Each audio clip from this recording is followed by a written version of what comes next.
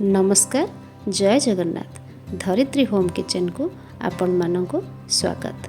जिते बड़े आमको हल्का फुल्का किसी खाइबा को मन हुए तो मन पड़े से इडली कथा। नॉर्मल रे समस्त घरे आमे चाउल बिरी रे इडली तैयारी करूँ। आज मु बनैबी अति सहज उपाय रे सुजीर इडली। सुजीर इडली बनैबा पई मु नेछि 250 ग्राम रो सुजी, 200 ग्राम दही, टेस्ट अनुसार लुण। अधिक खट्टा थिबा दही नेबानी, मुझे टिके कम खट्टा थिबा दही नेछि। खट्टा दही नेले इडली खट्टा खट्टा लागिबो, भल लागिबनी। तेणु करी बेसी खट्टा नथिबा दही नेबा। गोटे कप रे 200 ml पानी नेछि। मु एकाथर के पानी दउनी, अल्प अल्प करी भल भाबरे गोलाइबा।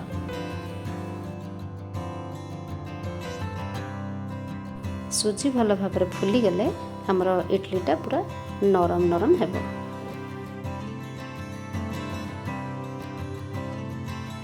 लास्ट रे गोटे चामच रो हाफ मु बेकिंग पाउडर दे देछि।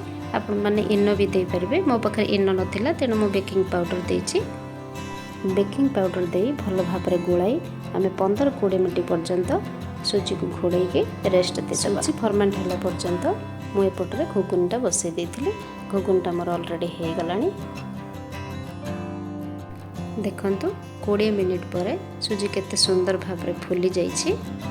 इडली लगी हमको एतिकी पतलार बैटर दरकार थिला। आ बेसी पतला कले इडलीटा भल हेबनी।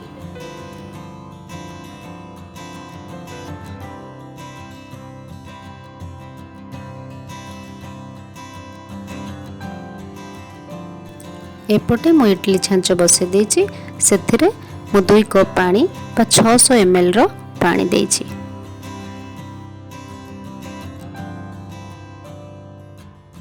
पानी टिके फुटी गला परे इडली छांचरे गोटे ब्रश सहायरे मु घी लगे स्प्रेड कर देछि। तापरे आमे इडली रो बैटर को दे देबा।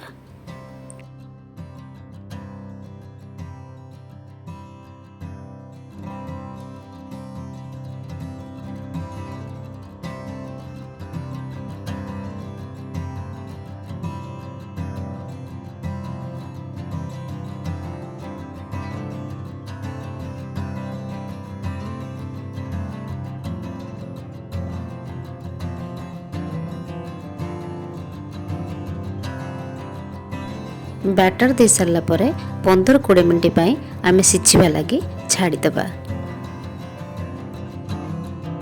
20 मिनट पर आमे चेक करिबा इडली सिझिछि कि नहीं।